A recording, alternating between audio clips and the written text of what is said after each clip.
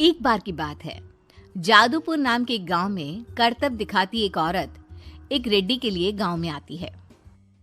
आइए आइए मेहरबान कदरदान, खाइए रोहड़ा के ताजे ताजे केले। कभी खाए नहीं होंगे ऐसे केले। पीले पीले केले खाइए।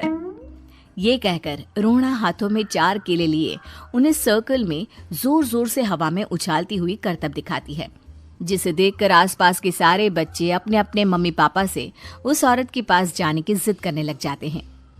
पापा, ऐसा तो सर्कस में बॉल से होता है ना, ये आंटी तो केले से कर रही है। चलिए ना पापा, देखते हैं। रोहड़ा एक पतली सी तार पर चलती हुई केलों से करतब दिखाती है। आते जाते सभी लोग बाहर रुककर उसके करतब देखते हैं और वाह वाही करते नहीं थकते। जैसे ही एक आदमी पास आकर उसे पैसे देने लग जाता है, तब वो कहती है, अरे नहीं नहीं साहब, मैं करतब तो बच्चों के मन को बहलाने के लिए करती हूँ। धंधा तो मेरा केले का है। पीछे देखो मेरी रिड्डी, जो भी मेरे केले खाएगा मेरी तरह चुस्त दुरुस्त और तंदुरुस्त हो जाएगा। पता चलता है क्या कि मेरी उम्र 55 की है। अरे पर ऐसे ठंड के मौसम में कोई केला क्यों खाएगा? ये ऐसे वैसे केले नहीं है साहब, ये शरीर में गर्मी देते हैं।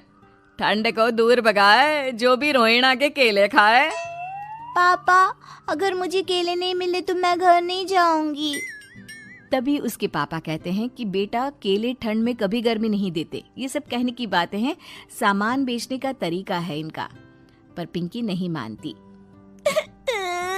मैं केले खाऊंगी। पिंकी की जिद के आगे नत्थू हार जाता है और उसे केले खरीद कर दे देता है। पिंकी खुश होकर केले घर ले आकर खाती है। अब मैं भी करतब करूंगी, कितना मजा आएगा। जादुई केले। पिंकी पहला केला खत्म भी नहीं करती कि वो बेहोश हो जाती है। दूसरे केले से एक काला धुआं आता है और रोहड़ा चुड़ैल बनकर बाहर निकल आती है। मेरे भूतिया केले बच्चे न खाए, ऐसा हो ही नहीं सकता। जादूपुर वालों, कब तक बचोगे? आ गई हूं मैं रोहड़ा, जिसका कोई नहीं कर सकता सामना। रोहड़ा पिंकी को गोद में उठाकर काले धुएं में कहीं गायब हो जाती है। शाम के वक्त नत्थू घर लौटता है और पिंकी को घर में ना पाकर उसकी माँ से कहता है, माँ पिंकी कहाँ है? अरे बेटा, उसे तो तू सुबह करतब दिखाने ले गया था ना, फिर कहाँ वापस आए तुम दोनों? मुझे लगा तू उसे अपने साथ मंडी ले गया होगा। हे भगवान, मेरी बच्ची कहाँ गई? मैं उसे घर ही तो छोड़कर गया था माँ। नत्थू गांव के घर कोने में अपनी बेटी को ढूंढता है, पर उसे वो कहीं नहीं मिलती। परेशान होकर आके रो रो कर नत्थू हिम्मत हार कर घर लौट आता है। अगली सुबह रोहड़ा फिर से करतब दिखाने आती है और इस बार पिंकी की तरह रोनी केले खरीद लेता है। 50 रुपए दिए थे पापा ने, सारे पैसों की मैंने केले खरीद लिए हैं। अब मैं भी आंटी की तरह ही करतबबाज बन जाऊंगा।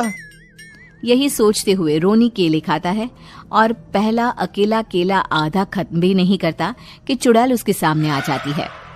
मेरे साथ चलने का समय आ गया है रोनी। ये तो बस शुरुआत है। अब इस गांव के सारे बच्चे धीरे धीरे मेरे कब्जे में होंगे, एक बच्चा भी नहीं बचेगा।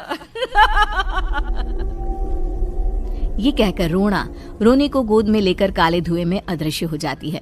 इसके बाद हर रोज गांव में से कोई ना कोई बच्चा गायब होता, पर ऐसा क्यों हो रहा है किसी को भी समझ में नहीं आ पा रहा था। रोज की तरह अपनी बेटी पिंकी की तलाश में नत्थू गांव के एक तालाब के पास बैठा रो रहा था। कहाँ गई मेरी पिंकी? शकुंतला के जाने के बाद एक वही तो मेरा सहारा थी। अरे उसकी आत्मा कोस रही होगी मुझे कि मैं अपनी बच्ची को संभाल भी नहीं पाया। नत्थू ये कहता हुआ रो ही रहा था कि तभी तालाब में से उसे शकुंतला की आवाज सुनाई देती है। कहाँ थी तुम शकुंतला? हमारी बच्ची और सारे गायब हुए बच्चे रोहड़ा के कब्जे में हैं। वो बच्चों को जो केले देती है उससे बच्चे बेहोश हो जाते हैं और उसके कब्जे में आ जाते हैं और वो उन्हें ले जाकर काली दुनिया में ले जाती है। पर वो ऐसा क्यों कर रही है? ये मैं नहीं जानती, पर उस दुनिया का रास्ता मैं आपको बता सकती हूँ। जहां ये नदी खत्म होती है वहां एक केले का पेड़ है, उसके नीचे एक दरवाजा है, वहीं से रास्ता जाता है उस दुनिया का। ये कहकर शकुंतला की आत्मा गायब हो जाती है। गांव के सभी लोग झुंड बनाकर उसी रास्ते से काली दुनिया में चले जाते हैं और वहां देखते हैं कि सारे बच्चे वहां काम कर रहे थे। पापा मुझे ले चलो यहाँ से। पापा पापा। सभी बच्चे अपने मम्मी पापा से लिपट जाते हैं।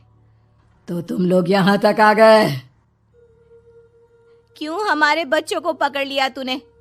तुझे शिकार ही बनाना है तो ले, हम सब आ गए हैं, हमें खा ले। नहीं, मुझे बच्चे चाहिए, मेरे बच्चे के बदले तुम लोगों के बच्चे। क्या मतलब?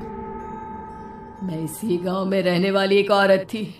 केले की चोरी के इल्जाम में मेरे बेटे को गांव वालों ने इतना मारा कि वो मर गया। उसी दिन मैंने ठान लिया कि गांव वालों का भी वही हाल करूंगी। कुछ दिन बाद बेटे के चले जाने के दुख में मैं भी मर गई और मेरी भटकती आत्मा एक चुड़ैल बन गई। और फिर मैंने बदला लिया तुम सबके बच्चे छीनकर। बर्दाश्त नहीं कर पाए ना, सोचो मुझ पर क्या बीती होगी। हमें माफ कर दो रोना, पता नहीं ये किसकी गलती थी पर हम सभी माफी मांगते हैं। हमारी खुशियां लौटा दो, तुम भी तो एक माँ हो। गांव वालों की बात सुनकर रोना का मन पिघल जाता है और वो बच्चों को छोड़ देती है। उसके बाद काली दुनिया बच्चों के लिए जादुई दुनिया बन जाती है। अब कोई भी कभी भी वहां आ जा सकता था।